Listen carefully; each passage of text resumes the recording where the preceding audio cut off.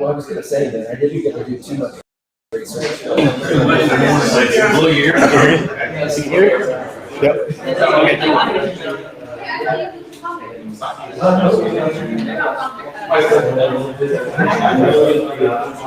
Okay, so I guess we'll make the announcements and then we'll get started here.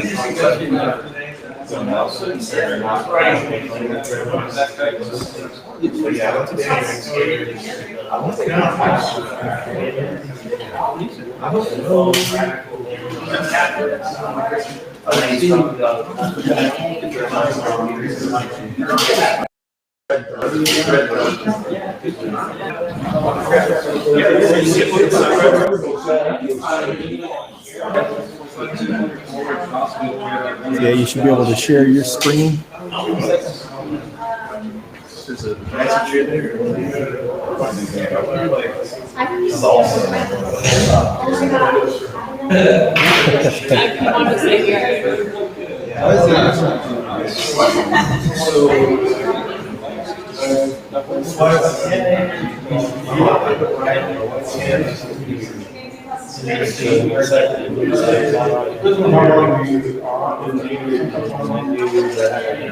So thanks to everyone online that's joined. We'll be getting started here soon.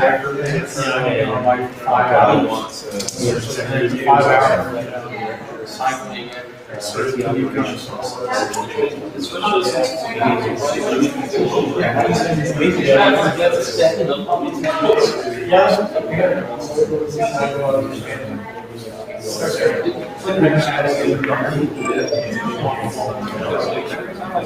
you try sharing your screen. Yeah, you gotta have without adding more. And the seats are not. Next to the camera, there should be a little. There's usually a race to, short races going about an hour. So we're doing all of them.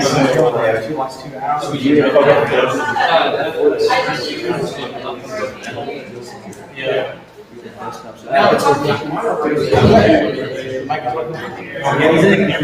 Okay, great.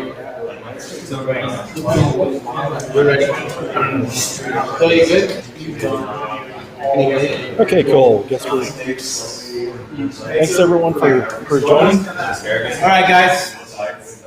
Thanks everyone for joining. This is Homeschool. This is our second meeting back since the pandemic in person. We've been just streaming, and so last month we started back. Denton is kind of out of the two is the one that I see the most need for because there's not really there's not really a security community out in Denton. So we do this meeting there. There's a lot of more options in Dallas. So and this is.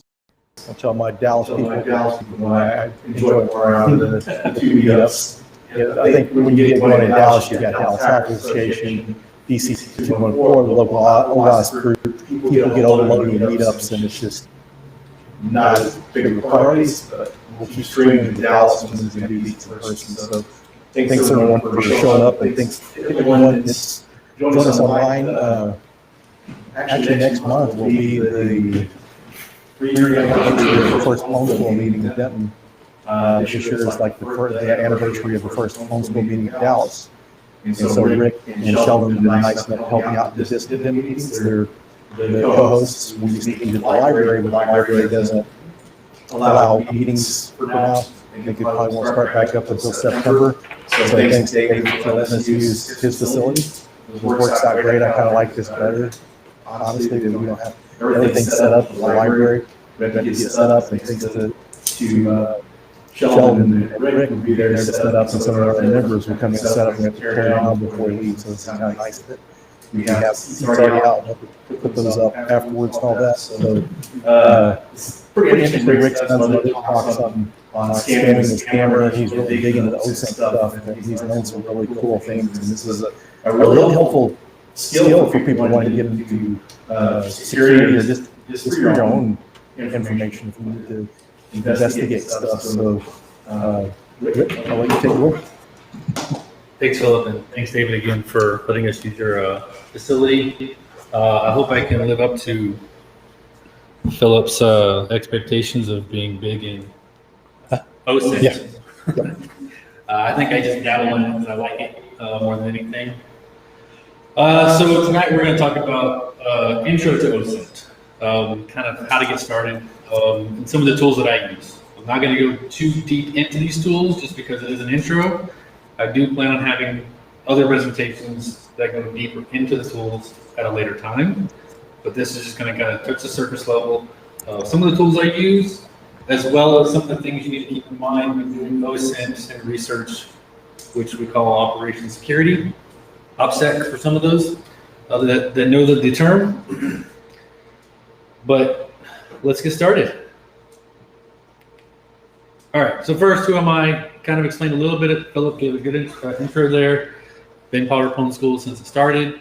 Co-hosts, co-contribute here in the Denton location as much as I can. A father, husband first. Always been a student. I love learning things, soak things up like a sponge when I can. Mentoring people. I love just teaching people what I know and sharing my knowledge.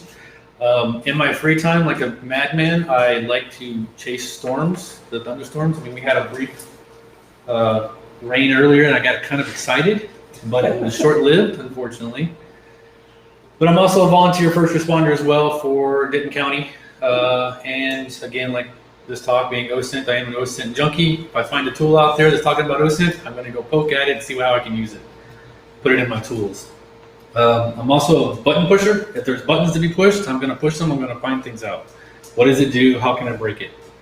And the certified checkbox unchecker is actually a real certificate done by Mubix. If y'all know Mubix, Rob Fuller. He actually stood up a Google form that you can go fill out, and it will send you a certification to uncheck boxes. I wish there was a button pusher one because I have that listed too. I used to have the certified ethical hacker on there, but with all the news and everything's been going on recently with that, I was like, nah, I had it for HR anyways, and I'm past that now. So no more HR friendly certs. The first thing I want to talk about is the legal stuff, because anytime you're doing OSINT, keep in mind that there could be legalities and things you have to kind of focus in on. If you're doing OSINT on a person or a business, get permission if you can. A lot of OSINT, if you're working with law enforcement, you've got law enforcement's permission, and you're doing OSINT on probably an individual. So you do have permission to do that when you've got law enforcement at hand helping you. If you're working for a business, go talk to your legal team if you ever have any kind of doubts. If it feels shady, just don't do it. That's kind of a rule of thumb that I have. If it feels weird, probably shouldn't be doing it, or go talk to someone who knows the law better than you do, because I'm not a law expert, but I know plenty of lawyers and I go ask them. Again, work with local law enforcement. And you can also join organizations like Trace Labs or Innocent Lives Foundation. I volunteer for both these organizations to kind of help out when I can. All right, so let's get into it. I hate this slide because I think everyone has seen this slide over and over and over again whenever you're learning about security and talking about all the different layers of the internet. And I hate these terms, to be honest. I think the internet is just the internet, and there's just places and things to go find on the internet. But from people who do marketing and people who sell things, these terms work great for them because it helps them sell their products. And what are you going to look at? You're going to look clear, deep, or dark. At least that's by my terms on clear, is pretty much anything that you can just access. If it's a blog, a forum, if it's a Google search, it's there. Most likely it's clear. If you're looking at deep, you're looking at things that may have a paywall to it, may have a login, may have to have a special invite to get to, but it's not necessarily on the dark web yet.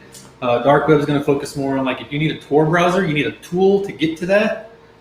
That's going to be more dark web. So if it's Tor, if it's I2P, anything of those natures where you have to have a tool to get to it, that's going to be what we think darknet is, or what they deem darknet. But in general, I think of everything as the internet, and there's data, go find it. What is OSINT? I'm not reading that big, long definition of what OSINT is. If you want to, you can. I'll leave the slide up a little longer if you read slower like me. But I have some working definitions, which is basically I find things that go bump on the internet. If it's out there, I'm going to find it in most cases. and I find data that makes CISOs toss and turn at night. All right, so we're gonna get right into this now. We're gonna start talking about tools, because this is the exciting part that everyone's been waiting for. Some of the tools that we'll talk about are basically going to focus on those areas that you see up there, whether it's a search engine, reverse image searching, email people, you name it, we're gonna go through it. So let's start off with search engines. By far the easiest tool to get familiar with, Google. Everyone uses it, it's out there, it indexes everything. It's doing all that work for you, it's collecting the data. Understand what Google dorks are, using like site colon, index, in URL. I've got some of my favorite ones up there. There's a billion of them that you can use, and you can and or statements and everything with these guys. So you can come up with some really cool Google dorks to find a lot of different things, whether it's in the actual site, it's the title of the site. I've even found some stuff with like source code dorks. So there's some good stuff out there to utilize. I'll leave links at the end of the presentation that takes you to like all the Google dorks that are like known, which is good. There's a few automated tools too as well that you can utilize just by plugging in information. It'll just do all the searching for you. DuckDuckGo, I'm not as familiar with, but I've started getting more familiar with. They're bangs, as I call them, and they kind of curate a lot of the data with those bangs. They say bang Twitter, it's going to look at Twitter, and you just kind of put in what you want behind it. Kind of works kind of like the site for Google, but they have a lot of weird bangs out there, they call them. And again, I'll leave a list of those as well. But this is the tool I go to first. Anytime I'm looking for something, just Google it. You'll be shocked on what you'll find sometimes. Even when it comes to like usernames, everyone wants a tool to kind of aggregate all the usernames out there. But if you just Google it, you'll probably find something. Reverse image searching. This is not CSI Miami. You're not going to go in there and enhance the image and clear it and get all the stuff. I'm not saying you can't do that, but there are tools that do that. This is not those tools. These tools are, if I am doing a search on a person and I have a picture of that person, I'm going to throw it into Google and do a reverse image search on it and see what other sites may have that picture on there. Google is okay. I get a lot of unwanted stuff sometimes, a lot of noise. Bing actually is surprisingly helpful sometimes because you can actually go in there and basically just cut out and crop around your image if you're looking for a particular text. Bing actually works well with actually doing OCR and taking that text out and actually just drop it in there. So if you have a picture of a URL, go to Bing, it'll put it in text for you so you can just copy and paste it somewhere else. There's a neat trick with OneNote as well that you can actually put pictures in and actually do image to text as well, which is kind of fun. Yandex is kind of my last one that I typically use, but if you know what Yandex is, it's more of the Russian Google. You'll find things, they tend to be a little bit sketchier. It just depends on what you're searching for. So if you're searching for, like if I'm doing something for Innocent Lives Foundation, and I'm searching for, you know, a child, Yandex might be a good place to go because they're scraping some sites that might be a little bit more sketchy. Or Google may just say, we've omitted that because we don't want you to see it. Other tools that I utilize, TinEye, ImageRater, PemEyes, great tools. I'm not going to say one is better than the other. They all kind of have their pain points. Use them all if you have to. It's just like with anything else, not one tool is perfect. So have an arsenal of a bunch of tools that you can kind of run them through and see what comes up. I'll have all these tools and their download locations as well. Some of these are web-based as well, which is kind of nice if you like that. I like CLI more than I like web-based tools, but it helps when they're web-based. Email OSINT. So a couple of things here is if you know the actual email address, some really good tools like ghunt and how do you guys say this? Do y'all say holhi or do you say holi? How do y'all say it? I've never heard that. Don't say it. Not in public. I struggled with this one a little bit. I say it however someone else says it. You know, Google tells me. We'll follow your lead. Lee, I don't know. Holhi just sounds weird. Anyways, What is that? It's supposed to be old. Holy. There you go. Is that the little devil? Simple as that. Yeah. Holy. We'll just say holy. Well, it's a devil message, so it makes sense it would be holy. Yeah. Ghunt is cool because Ghunt will give you the Google ID for the account you're looking into. It'll also give you links to if the user has ever shared anything and reviewed content with their Google account. It'll map it out for you, show you kind of their favorite spots where they've been. It'll also look to see if they have any publicly shared photos in their photo albums, which can get in sometimes. And then we'll also look, there's one other thing it looks for, and I can't remember it right now. And then the second one, holy. Yeah, that's what we're gonna go with. I like that. Holy. This one, I would say be careful with, just because it does some of the similar things that Ghunt will do, but it can also be very active at the same time. So that's when you have to be kind of careful, because when you're doing OSINT investigations, a lot of times you're doing passive and you don't want the individual to know that you're looking into them. Holy will do password reset, and it will tell you if that email is valid on that site with the response it gets back. Problem with that is it sends the person who owns the account a notification saying, hey, you just tried to reset your password. Here's the link to reset it. Well, Red flag.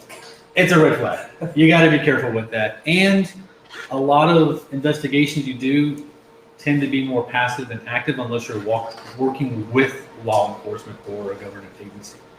So you have to be careful with that a little bit. Are you going to get in trouble?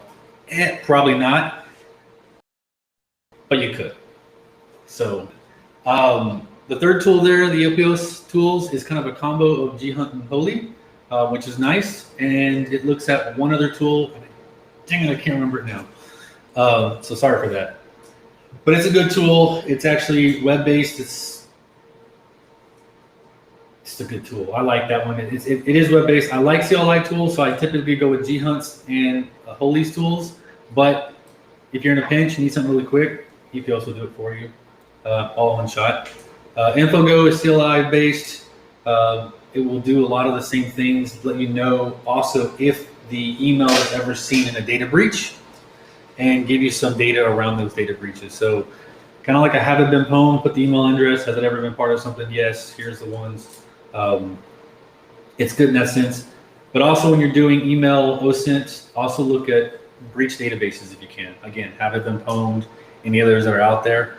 I think I have a list of a bunch of just databases that are out there that you can just openly search through to see if an email has been part of it, other than have it been pwned. But those are also good resources, because then you'll learn where that account might exist in other places and what social media sites it might be on, what other forums it might be on, things of that nature that may have leaked out. If you don't know the email address, say you're doing this for a company, or at least OSINT on a business, and you don't know the actual email structure, the two bottom ones, the Hunter.io and Rocket Reach, are really good at giving you a confidence rating of here's what we think the email address is for these companies. Here's the structure, whether it's first initial, last name, at whatever company, or first name, last name, however that structure is. It'll give you that based on things it's found or scraped from, or marketing stuff. A lot of the stuff gets leaked out because of marketing companies. Thank you, marketing companies, but also I hate you for leaking my data out. Are you willing to give any resources for getting your hands on breach dumps? On breach dumps, I would probably save that from a more in-depth talk Fair enough. on either people, business, or an intro to like dark web type stuff. That'd be later. Asterisk later. Asterisk later, yes.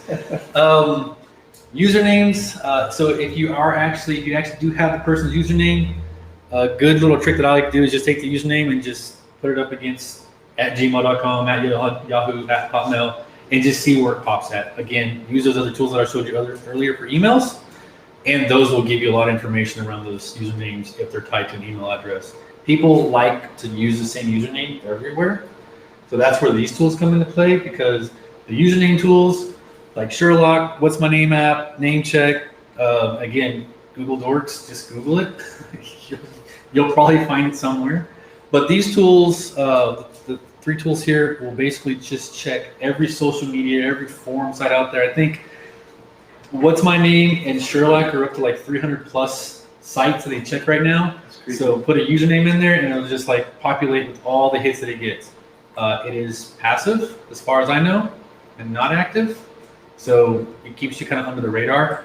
Namecheck is a web-based tool that does pretty much the same thing. I would say use all tools, again, because every tool is gonna, one might be missing a site that might be important to your investigation. So go ahead and just use them all. If you can get all the data in one location, dedupe it, and then there you go. You have all your names. But again, Google it. That's the easiest thing to do. People, so this one I want to go deeper into if I do like a people talk, but I wanted to at least touch on it because when you're doing OSINT, sometimes the information you're given, whether it's a first, last name, address, or a phone number, these are really good sites to go visit. Cluster maps, I would say be careful on now because they actually have some active trackers on them that a lot of ad blockers will block the page, and firewalls are now blocking this for some reason because of the trackers they have on it. So be careful with cluster maps, and also whenever I'm on VPN, cluster maps does not like me. The other ones, they just work. ID crawl is pretty cool. Username, just searching for addresses, phone numbers, first, last names, white pages. It's pretty much what you think it is. If you've ever grown up with the phone book, you know what a phone book is, you know what the white pages are. Whitepages.com. PQ, and my new favorite one actually is this family tree now because it gives you a lot of data about the person, but also relatives and previous home locations where they may have lived and everything. If you don't like them knowing this stuff about you, they actually have a really good opt-out policy, so you can actually go and say, hey, remove my data, and it will remove all your data from their site. And I would suggest doing that with all these tools.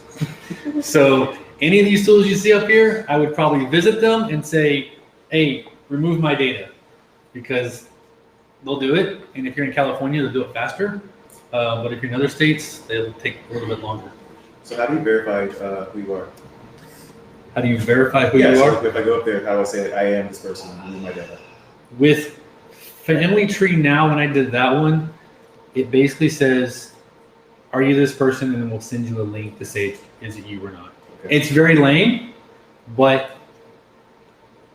if someone wants to go in there and forget me for myself, like if you wanted to go look me up and say, forget me, I'd be happy. Go do it for me. Sure. And I'll give you a list of sites if you're just bored. What's your address? You don't need that. I actually, in a people OSINT, I'll show you how to get my address. Okay. Hey, someone said on the, on What's My Name, they said it just sends a GET request to the site and username and it captures the positive returns. Yeah, so it's Pretty passive. passive. Pretty passive. Okay, so before I go into the OPSEC piece, any questions about these tools that we've talked about so far, or any questions, even if it's not about the tools, just OSINT questions in general, before I get into OPSEC, because OPSEC can get a little crazy sometimes. I think it was Keith Adams that posted that OPSEC gives good job recommendations. What would you say towards that? I mean, everyone has their opinion. I mean, I value his opinion, but Right. It's just like if you want to get job offers, you kind of have to put your name out there. yeah, a little bit. I mean, that's why I'm hesitant on doing presentations sometimes, just because my name's out there, it's tied to something, it's tied to something I've done. But at the same time, it gives you something that you can hand over to someone and say, hey, look what I've done. Those are good resume builders at the same time. So I get there's a balance. When it comes to OSINT, it's different than just saying, hey, you're protecting yourself from this versus I'm doing an investigation against someone. I don't want them to know I'm doing it. How do I protect myself from them? So it's really about identifying what your threat model is and kind of focusing your efforts on that threat model. Everyone's threat model is going to be different. Yours is going to be different than mine. I'm all over the internet, so I may say, well, I'll use it,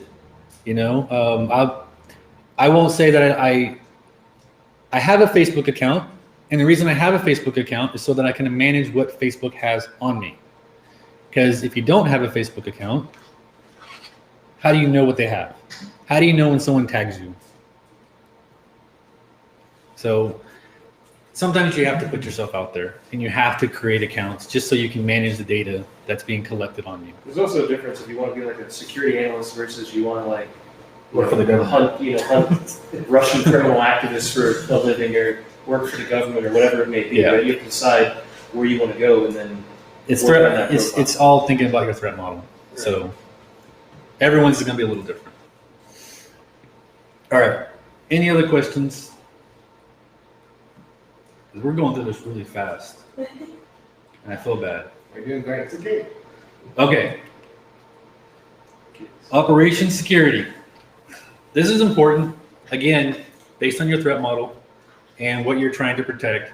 But I wanted to at least get this because when you do OSINT talks, people tend to just go, well, let's go do OSINT now and just go use all the tools and start looking up my next door neighbor.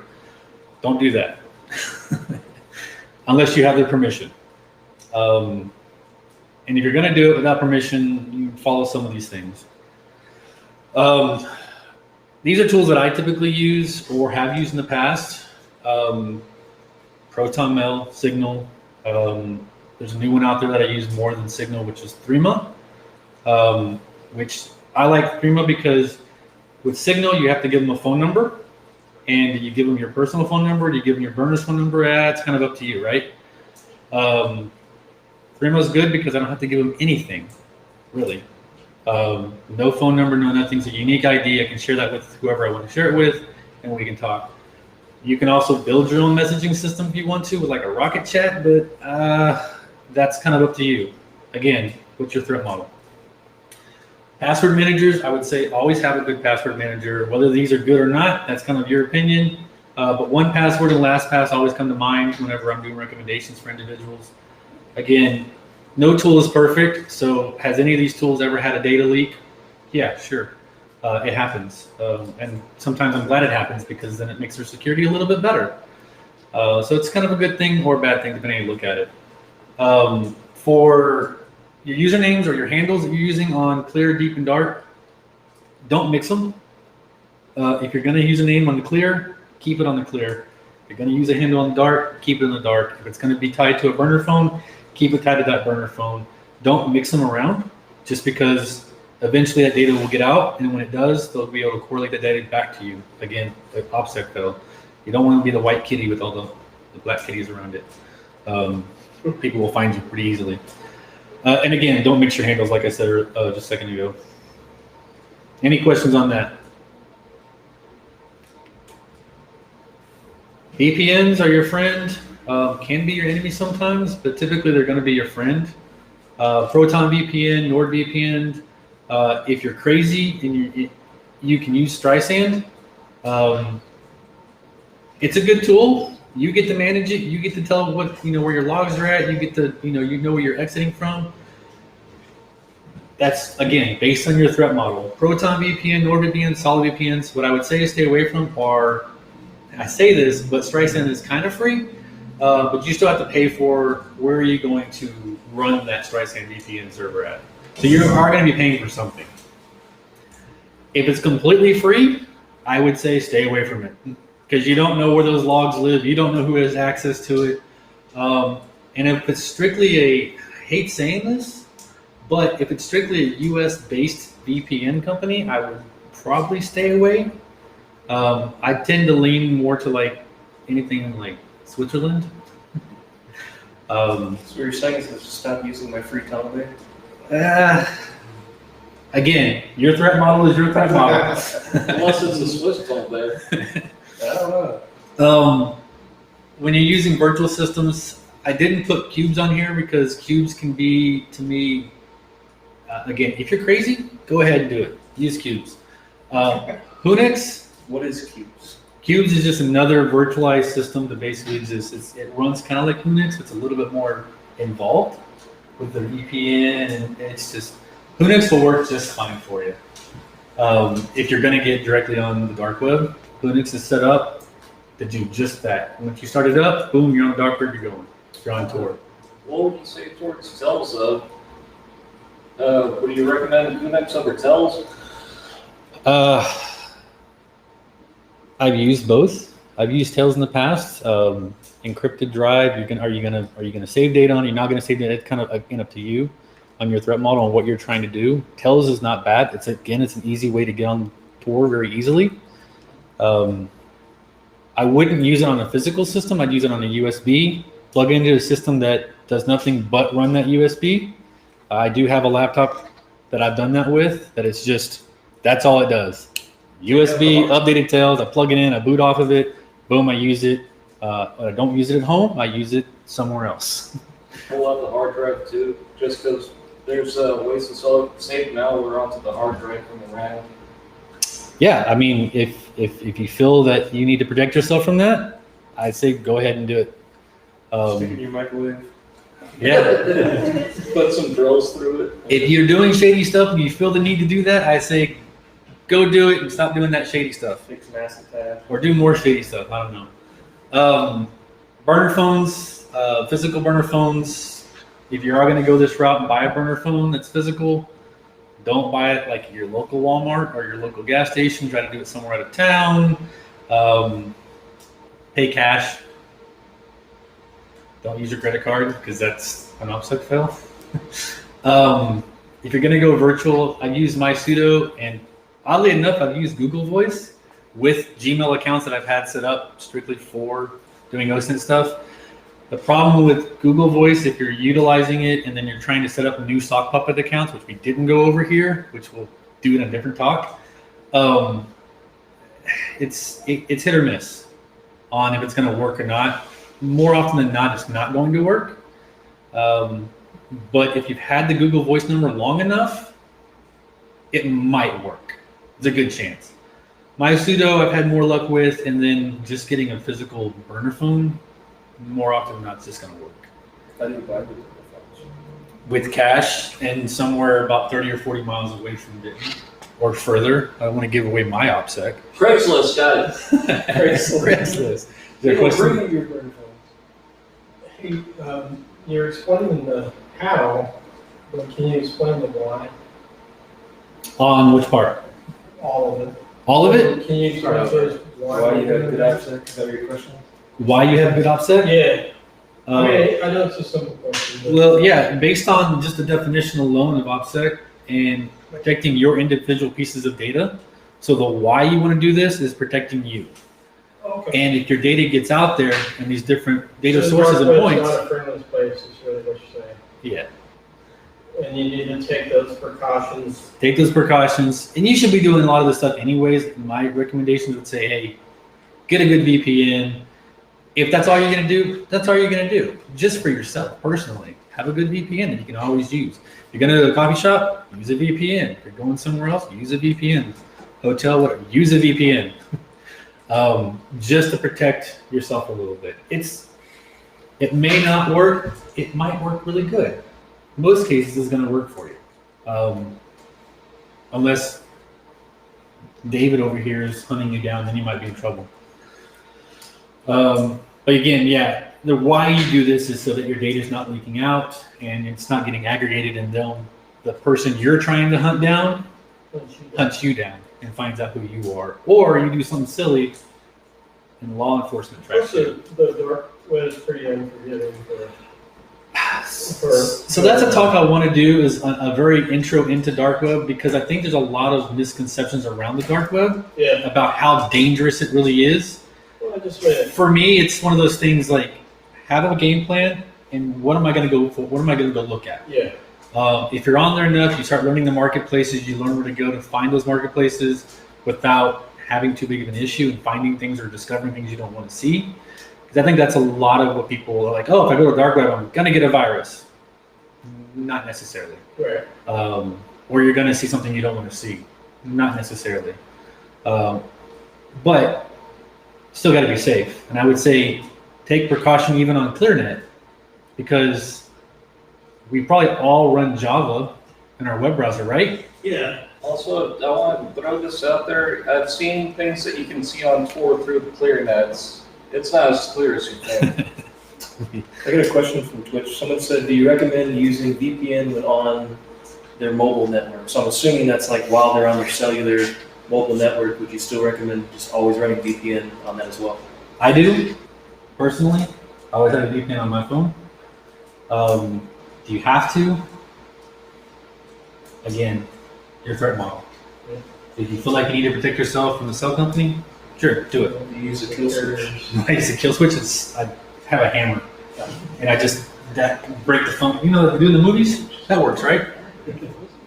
That's my kill switch. And by kill switch, I mean on your VPN, a lot of them come with a configuration where you can say, hey, if you lose connection for a second before reconnecting to something else, it goes in limbo. It doesn't let anything else get out before it So if establishes. you're downloading videos or movies from a location you shouldn't be and your VPN fails, you don't want your ISP calling you. If Phil drives by and he's kicking you off your Wi-Fi for a second to grab your password, you gotta make sure you have your kill switch on. All right, we talked about this. The dog's got better OPSEC. It's not bad. I don't know if you saw the dog in there. See, you didn't see it. He's got good OPSEC. Didn't even see the dog there, did you? He's playing Batman. Yep. So I'm going to go into a little bit of a story here. And the reason I like this is because I think it covers a lot of OSINT stuff that I did.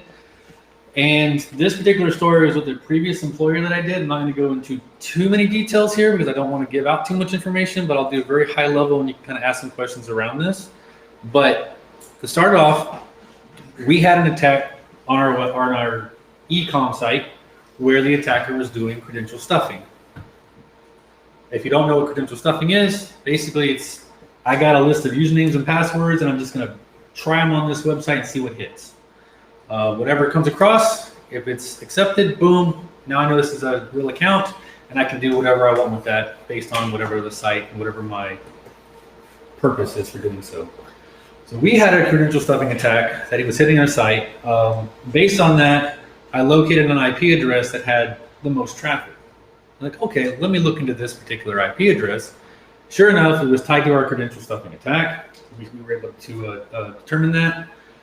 Taking that IP address, I did some reverse DNS and Kung Fu there, using like tools like View DNS and things of that nature, and saw that it resolved to a particular website. And it had been for about 3 or 4 years. I'm like, okay, these two must be connected in some form or fashion.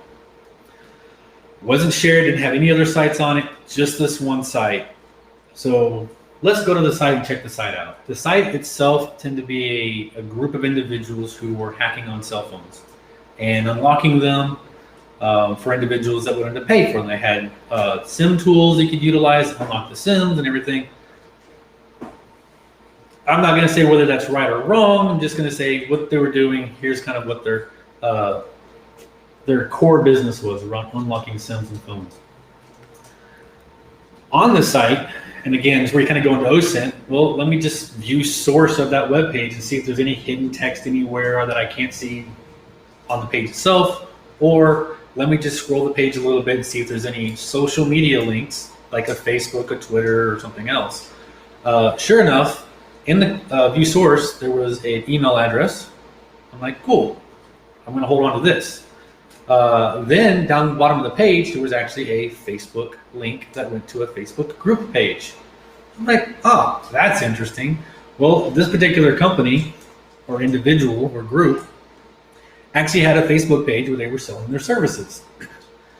They were also advertising that they had accounts for sale. I'm like, oh, this makes even more sense. And I see there's a picture showing, it's like, that's our business. And they're selling our accounts. So taking that information, Facebook group, I then started looking at who comments the most, who posts the most on that Facebook group page. Looking at the individuals that post the most, I can say, okay, are they tied to the admin that may be on the page? Because if you're not sure, you can look at the transparency on the Facebook group pages a lot of times, and it will tell you who the admins of the pages are. Sometimes it can get a little fuzzy. Sometimes you may see it, or you may not. This particular one actually had the actual admin of the actual page. I'm like, okay, cool, I'll hold on to that.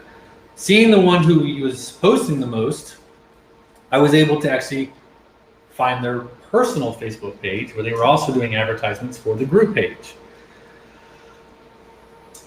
Then I went to their personal Facebook page to find what links are they sharing, who are they talking to the most. Those links that they were sharing were all tied to reselling products from different e-com stores, retailers.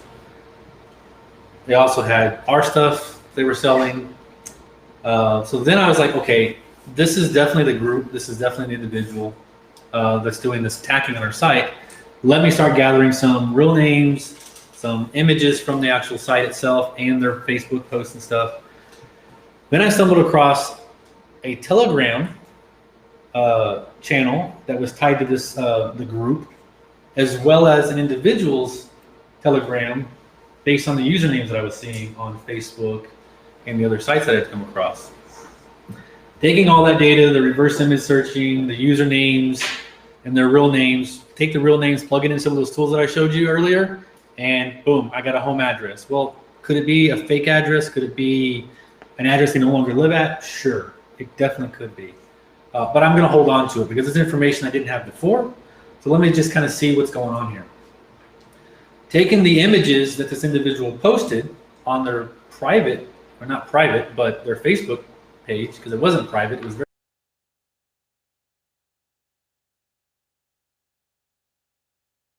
very public. Those images acting down the streets, talking, they took pictures and videos of them at protests. I'm like, okay, cool. I'm seeing company names, I'm seeing business names, I'm seeing cross streets. Taking all that data, I go to Google Maps and I start mapping all these points out. So then I start basically just building this bubble. I'm like, okay, they live somewhere in this location. Again, taking more of those images and doing reverse image searching on them because they had like churches in the background, which are great, by the way. If you get churches in your background of an image, those are awesome because those architecture things are great for reverse image searching because there's sites dedicated to churches and they will tell you where those churches are located at. So I was able to get an actual location for this individual. And then again, this individual took a picture of themselves in an alley. And I'm like, okay, cool. I'm gonna hold on to this because I have a home address based on the other data points and services that I use, like ID crawl and cluster maps and things of that nature. That home address was the stopping point of that alleyway that they took the picture in. So now I had their physical location, where they lived at, or at least somewhere they frequent. Had my person of interest, had a physical location, all that stuff went to law enforcement and the FBI. Again, utilizing OSINT, trying to find all these things, reverse image searching, reverse DNS, IP address lookups, you name it, all those tools plus some more. We're utilizing this particular thing. And I don't know about you guys and gals and individuals and persons, but keep good notes whenever you're doing OSINT. It doesn't matter what you use, if it's Cherry Tree, if it's Notepad, if it's Word doc, I don't care. I personally use mind mapping tools. I use a tool called Xmind just because I can take all my data, I can categorize my data, I can put it in there, and then I can start building relationships saying this username came from this site, which then gave me another username that came to this site and then brought me over to this website somewhere else. So tying all that relationship data together is really good because you got to keep in mind when you're doing OSINT investigations of who your customer is. If it's law enforcement, make it easy on them because they're not going to have all the knowledge you have when you start utilizing these tools. So if it's on the web and it's easy to get to, document it, show them where you got it from, take screenshots, do whatever you got to do. But mind who your customer is when you're collecting the data and presenting the data to them. It helps out tremendously. I mean, I took all the data from this, turned it into a PowerPoint, and basically shared that with our executives, shared that with law enforcement, and they loved it. So that's the story I have, and hopefully everyone's I didn't give away any information. A quick question off of Twitch from Cyber Lola. I don't know if you mentioned this or not, but they were asking what is the tool used to erase data from images. I don't know if you put that up during OSINT or not. I did not. I use, what is it, Xfill? Yeah, that extracts it. I don't know if there's a strip. You as can well. actually go into Exfil and tell it which data you want to, or you can say just erase all metadata from it, from the actual image itself, and it'll erase all the metadata. You can do a quick and dirty way in Windows. Actually, if you go to properties for an image, you can Right, actually yeah, say, yeah. hey, remove all personal identification information. It'll just remove anything that has like a name in it or company name, things of that nature. It's a dirty way of doing it. It works if you're just need something quick, but Xfill is a good tool that I typically use, and I think there's a web version of another tool like that, but I'm always iffy on uploading an image to a website that then is going to extract data out of it, because do they have a copy of the data on their end somewhere else? I'd be hesitant on that. Yeah, most social media, they scrape it for you, but they're the ones doing the work, so do you Yeah. trust them? Do you trust them? I'll try to find the tool and link it later. And I will share this out, and I don't know if anyone else noticed, but there's a lot of lady beetles or ladybugs. They're actually lady beetles. We call them ladybugs sometimes. I guess it's region based. But there was 12 total if you were counting. Wait, we're supposed to count them? I mean, it is an OSINT. I mean, Gotta be observers. Links, holy crap. yeah, this is a short list of links actually, and I will be sharing this on Slack. And if Philip is recording, he'll probably have it shared somewhere too. Just Or if save. you want to know if you'll share your slide deck in Slack, I told him at least there maybe, and if you want to put it publicly, I'll ask for permission. I can share it in Slack. I'll probably take out this section here, the story time, just because I don't want that everywhere. And some of you might be like ninjas at images and be like, I can unblur that, and then you know all the stuff that I know. So, yeah, And now everybody just took a screenshot. that's fine. I don't care. All right. Any questions? No? I either did really well or I sucked. So you tell me first. I've got a question for you. I got 3 questions. Who wants to go first? Okay. As far as like off-factor purchasing phones, obviously your cell phone is going to kind of rat you out because everything has application on it.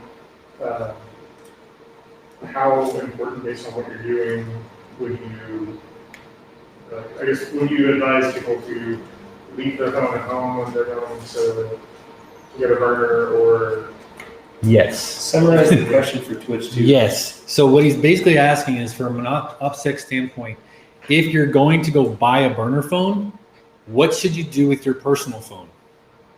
What I would say, leave it at home, or turn it off, take it with you if you need to. If you can take the battery out, take the battery out. But best case scenario, leave it at home, because it's a place you've been. It knows you've been there, and not some random place over here in this corner of state of Texas where you bought your burner phone out, because that'll look odd if someone asks for that data. What if my phone's off for more than 50 miles? Now you know why.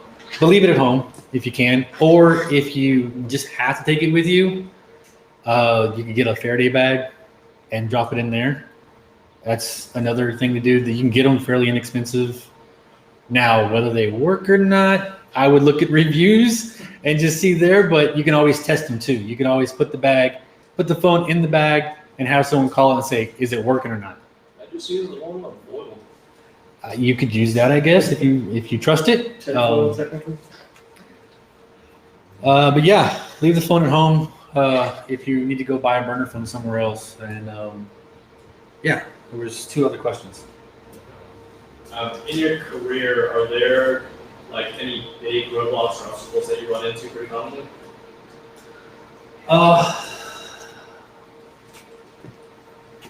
I guess my biggest obstacle that I have is it's more around the legal side of things, on whether we should or shouldn't do something and gather the information.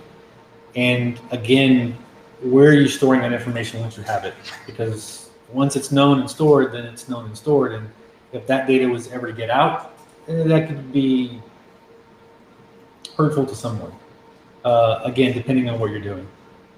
But in most cases, I haven't had too much pushback from a legal team. But again, all the stuff that I've done, has been more towards the business or executives in that business, which they can get a little like, why are you looking into me? Like, because you have all the keys of the kingdom when it comes to the finances, and you can sign off on something, and if someone pretends to be you or tricks you into doing it, that's why we do it. Another question over here, I believe. Or someone was another question? There's one on Twitch. Was it? Another one? Slacking on me, Papa Show? Yeah, I'm trying to get someone to link it. I'm fired, dang it. I didn't see one. Hey, why don't you mentioned earlier in your talk, why don't you explain to us how this ties into pen testing? You alluded to that at the very beginning. If I did, I'm sorry. No. Or external. It does fit into it because I've seen a trend of a lot of pen testing companies actually hiring individuals strictly to do OSINT, which is that information gathering phase of trying to find out everything they can about the company to start feeding it to their pen testers or the external pen testers who might be doing web recon type stuff or app testing or might be doing something of a phishing scam. So those OSINTers will go out there and start doing hunting for executives, IP information, DNS history, things of that nature, and sharing that with their internal teams, those pen testers who are going to go utilize that data for something. And it could be a pen tester or it could be a red team engagement, which are completely different. If anyone doesn't know that, I won't go into why they're different because I think it's a good way to just go educate yourself and learn. But they are different. The question was more of a comment, but I think it could definitely be a question. They mentioned it's hard to develop a personal brand if we don't use the same username everywhere. Yes, it can be. So again, it's your threat model. Again, think of your threat model when you're building that brand and what risk there might be there and what you accept and what. Sorry, they clarified and said developing a personal brand is important. Of course, to them, how do you go about considering what you said about that? So building different personalities, profiles, separating and keeping them separate. Yeah, it's you're building a brand. So Right. obviously you're going to be using the same username across the board. I would say whatever accounts you're using to admin that brand, make them different than what you use personally. Just so that you're not crossing those streams, so to speak. Even though we all know that Crossing the Streams actually won the movie for everybody. If you don't know that, it's from Ghostbusters. That made me feel old. But yeah, it is hard to use different names across if you're building a brand. So I would say just don't use your personal accounts to admin those brand names. I think when you're doing OSINT versus when you're watching your OPSEC, if you're doing OSINT, a lot of times you can do that under a different operator, if you will, keep those completely different. You can still have a personal or public profile, a public brand, but you can still, on your own side time, work time, your professional job role, I mean, you can still develop a complete separate operator, right? Separate operators, separate systems, separate everything. If you can spend the money, get a separate IP address from your ISP or get a whole different ISP strictly for those things or use a really good VPN and make sure the setup is really well and working well. But it can be expensive. Again, it all bases around your threat model and what you're... Or just take the plus little library. Man, libraries... Have cameras and... Yeah, and I've noticed some libraries partner with law enforcement and monitoring some things, so you gotta kind of be careful with that. But again, if you want to do it, try it. There's a question back there. So hypothetical, you're maybe going out for a blue team position or something along those lines. How far would you push OSINT against the company you're interviewing for? Far. I would say, I mean, it's basically research. You do research on the company you're going to go work for.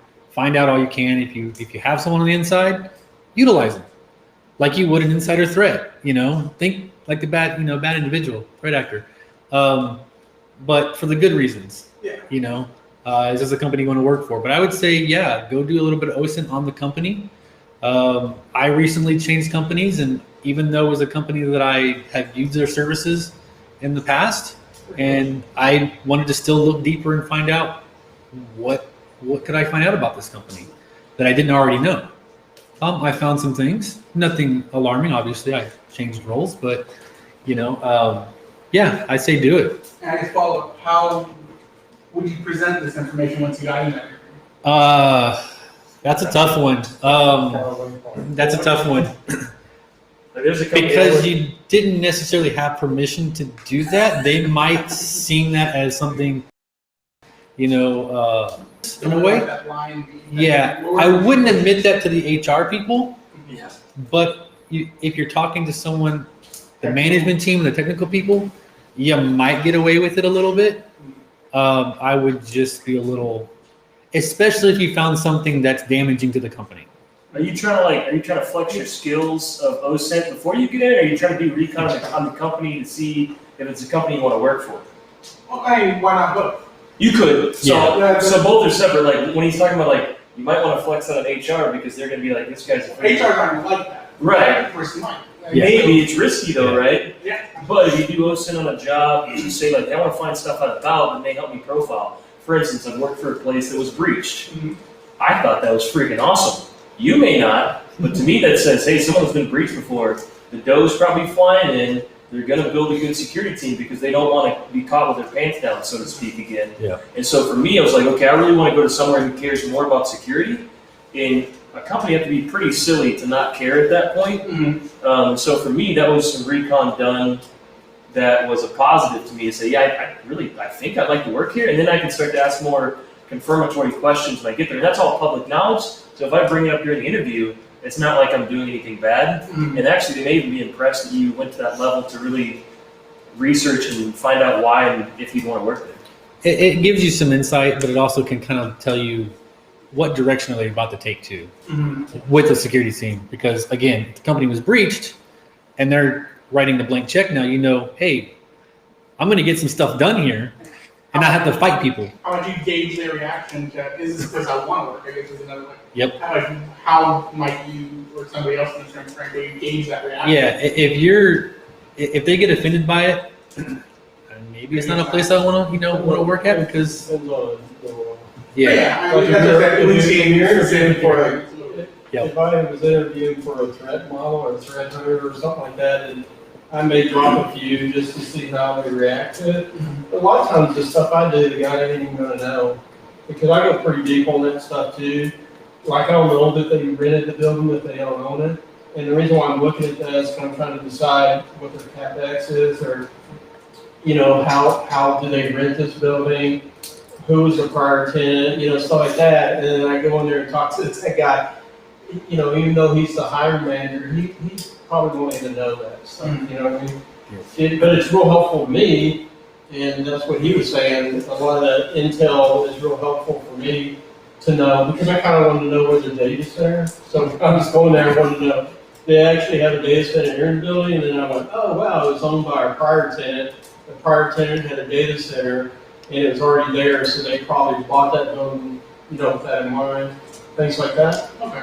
Plus, I wanted to see if they leased the building, and also how you can go to sites and look at like a bunch of people who are complaining about the job. Like I may not even want to work for CRM, but I'm seeing all the CRM, the call center people say, "I'll never work for this company ever again. They're crap, I hate them," and I would just take it under consideration when I'm in there, and then see if I see cooperating evidence that suggests that may be true, To your question of gauging their thoughts and the information you give them, I don't know. Some people are better at people reading than others, but I think it can be obvious by the way they talk. You can tell if they seem like, if you mention like, oh, I know you've been breached lately, like, yeah, you can tell they're tired versus like, yeah, it was kind of crazy, but we made it through. And now this, that, and the otherwise, you can kind of gauge where they're at. Are they exhausted and everybody's about to quit and you're going to come in and be the only dude, woman, whatever? Or are they kind of on the other side of it and this is you're there for the excitement part? I lucked out on the ladder and it's fun, but. Never ask who's the CISO too. What's that? Never ask who's the CISO.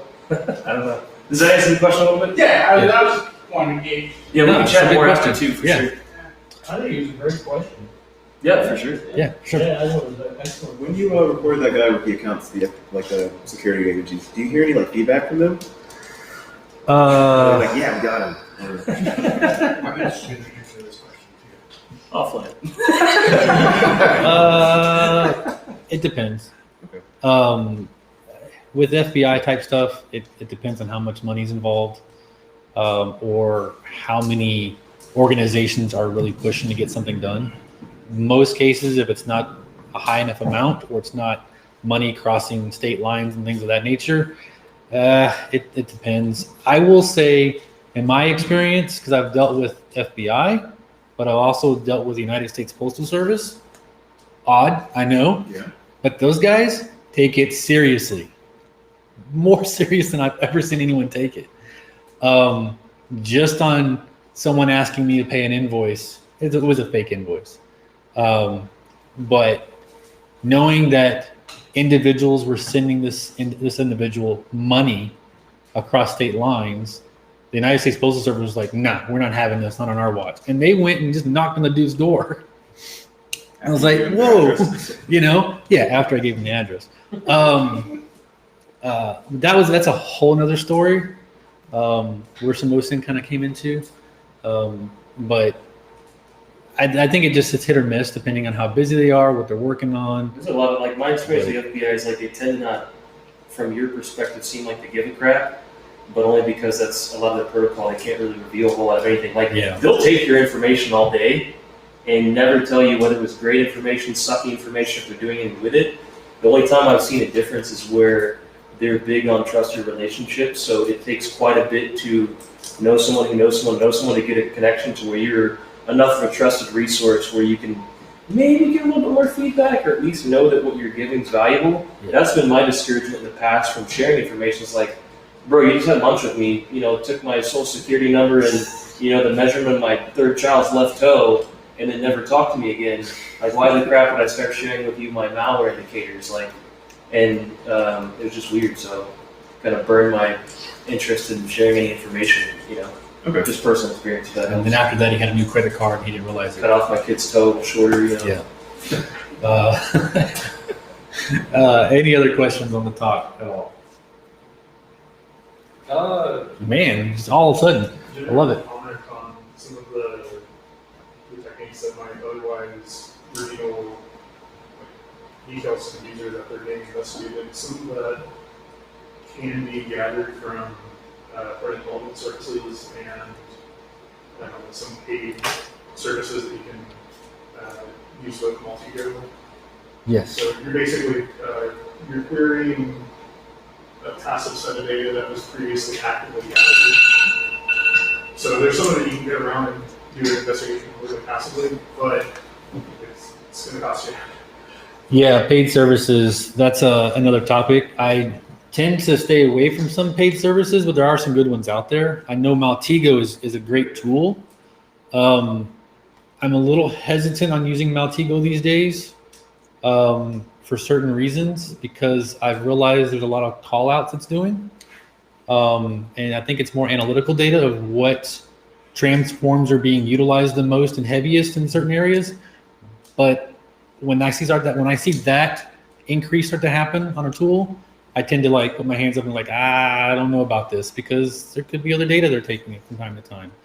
But I think it's probably more usage than anything else, but I tend to stay away from. Maltego is a great tool, don't get me wrong. I used it for a long time, and collecting the data and getting the data and putting it in spreadsheets and being able to export it out, it's a phenomenal tool.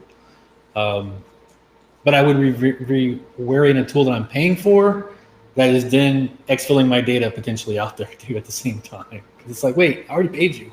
Why are you taking my data now? If it's free, they might be taking your data, so be careful with it too. You got 2 questions on Twitch. 2 questions and on one Q&A. I can do whatever. I think we had 1 or 2 more questions over here, right? Besides this, what would you recommend for getting started? Like a certain CTF or certain websites? Yeah, try HackMe. Has a lot of good OSINT rooms that you can get into. haven't been pwned, not haven't been pwned, Hack the Box. Hack the Box actually has, I mean, having a good phone would be good if you reverse engineer. yeah, for sure. I'm sure Troy Hunt might be happy with it. But Hack the Box has a good OSINT challenges on there as well.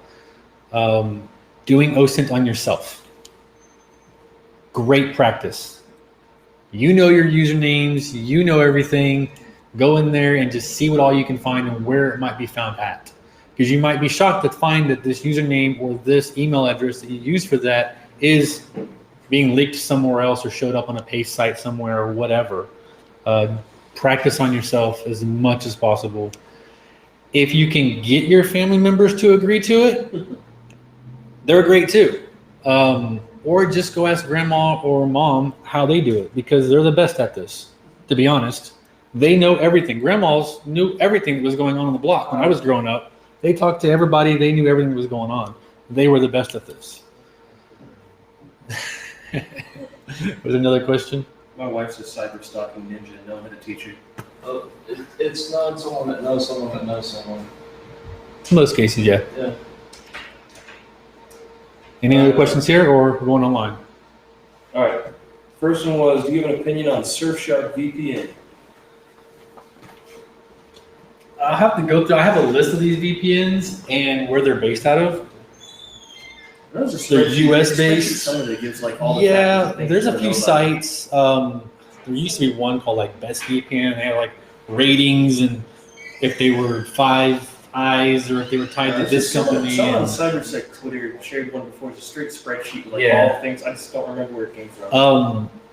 I don't have an opinion on that one per se. I'd have to go look at Another data opinion sheets. question. Yeah. Opinions about, excuse me if I don't say this right, but Tutanota, Tutanota, is it supposed to be better than Proton Mail? It's good. Is it better? Yeah, I guess it could be. I mean, it's really kind of up to your taste of providers, but I know it's used heavily, a lot of dark web sellers. So if they like it, it must be good for something. Right. They also use Proton, so. Any other questions? I'm loving the questions, by the way. I'm just glad I have answers for them. I got one more for you too. Yeah. I'd be very surprised if you haven't like done any OSINT on yourself. So assuming that you have, is there anything that stood out as like really surprising or interesting that you found? I do OSINT on myself probably about every 6 months, just to see if there's any leakage or anything going on. I also take the time to hit a lot of those databases out there like ID Crawl, Cluster Maps, Family Tree Now, and say, am I there? If I'm there, forget me, remove me, and just kind of, it's a good habit to get into. And I think Michael Bazell has a book dedicated to doing this whole habit and just going through it. Anything shocking and surprising? No, but at the same time, I know that I was a little bit more loose when I was younger. What I mean by loose is like loose with my data, just to clarify. So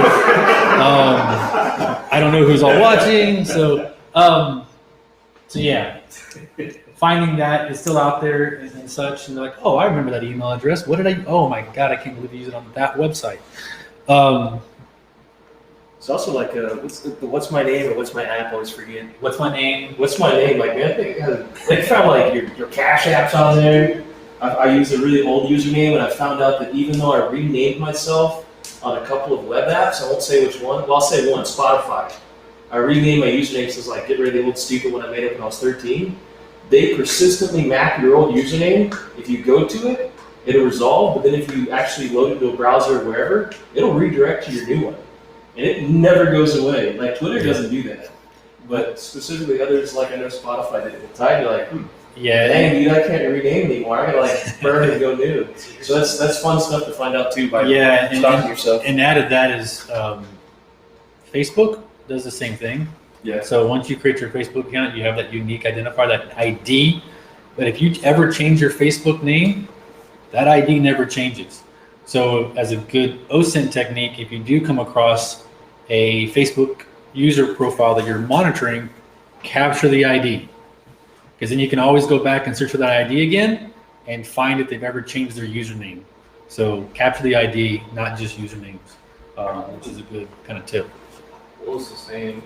Stu Hurst, the guy that's created the Many Hats Club. He's talked about like some websites that are extremely difficult to scrub your information off of. Is there any way to get that stuff offline? Because like,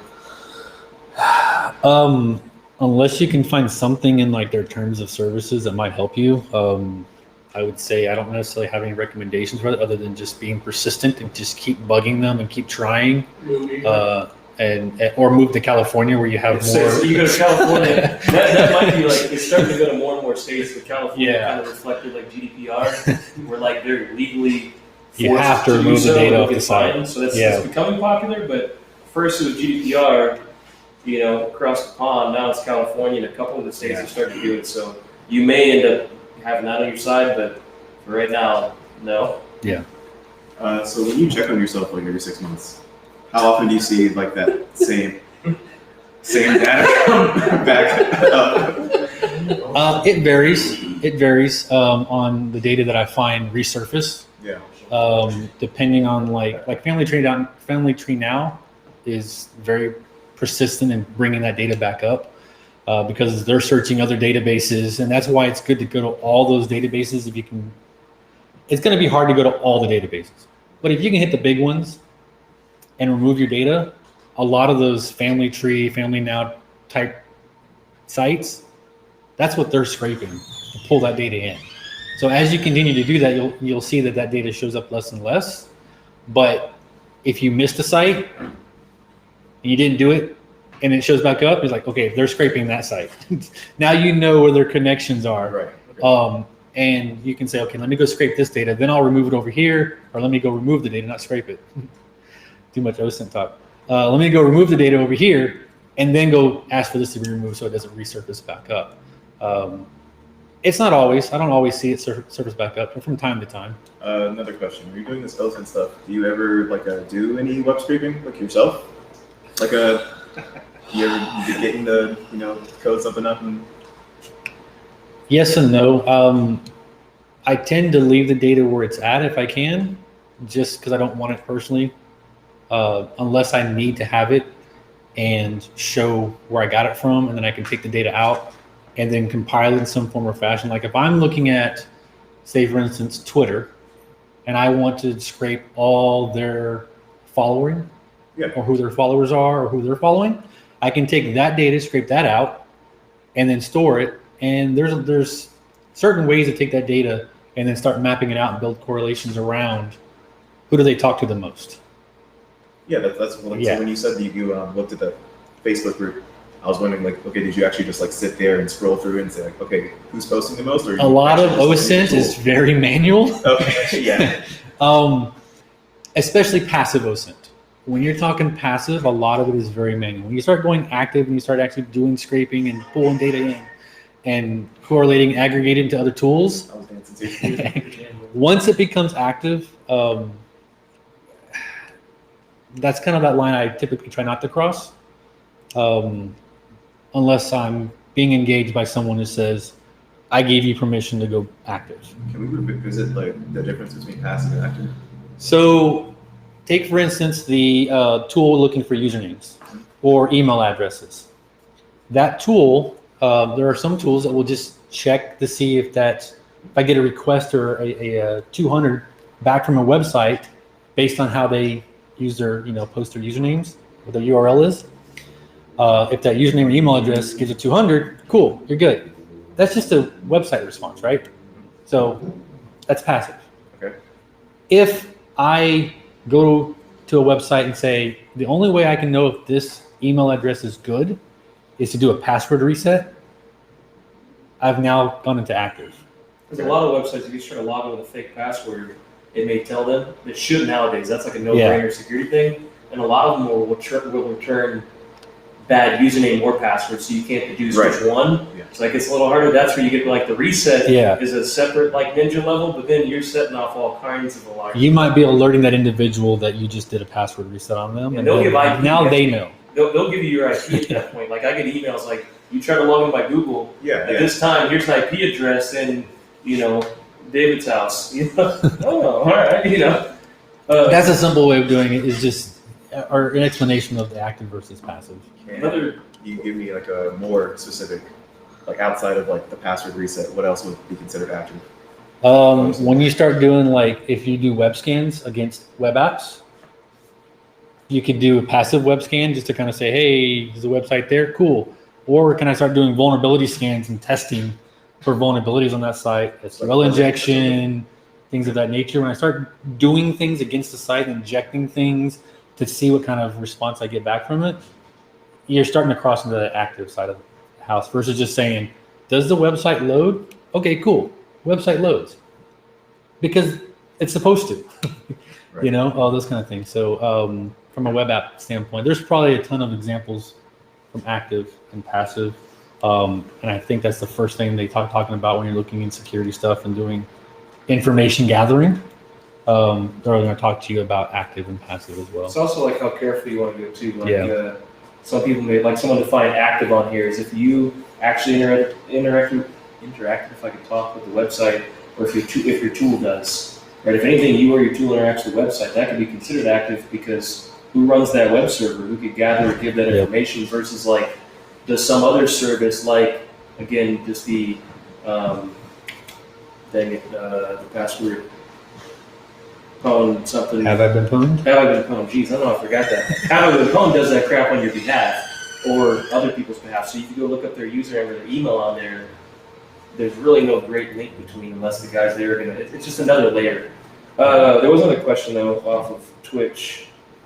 Back to OSINTing yourself. If I do OSINT on myself, how high of a level should I start? Since I already know everything about myself. And wouldn't know, what info to start with. I think they're saying I know everything about me, so I can go super deep. Yeah. But the average person is not going to know anything but the higher level stuff. So, where do you recommend starting on that level, high versus super low level? For yourself? That was the question. Yeah, I mean, if you're doing it on yourself, I would say, hey, take the usernames that you use most often, start digging into that. Take your email addresses, start looking at that. You can go as high as you want. And start digging. You won't get too deep into it typically because you don't want to cross out passive side or active side. So if you start doing passive, you're not really going crazy deep. You're just saying, hey, where do my usernames show up at? Where do my emails show up? Things of that nature. You can go deep as you want. To be honest. Yes, you start high and just progressively work down, see how far you can go. It's really up to you. I again, in every 6 months, just do it again. Rinse and repeat. I have no more questions on Twitch. No more questions? Awesome. Well, I do appreciate everyone's time and at least listening to me ramble about some of these things and all the questions. That was awesome. I do appreciate it. And hit me up on Slack or afterwards on here while we're still here. Happy to answer any questions. And I will sharing the slide deck out, and I'm sure Philip will be reposting the content as well. If you want to jump on the Slack, the easiest way is go to pwnschool.com. In the menu, Phil put a link that says join our Slack.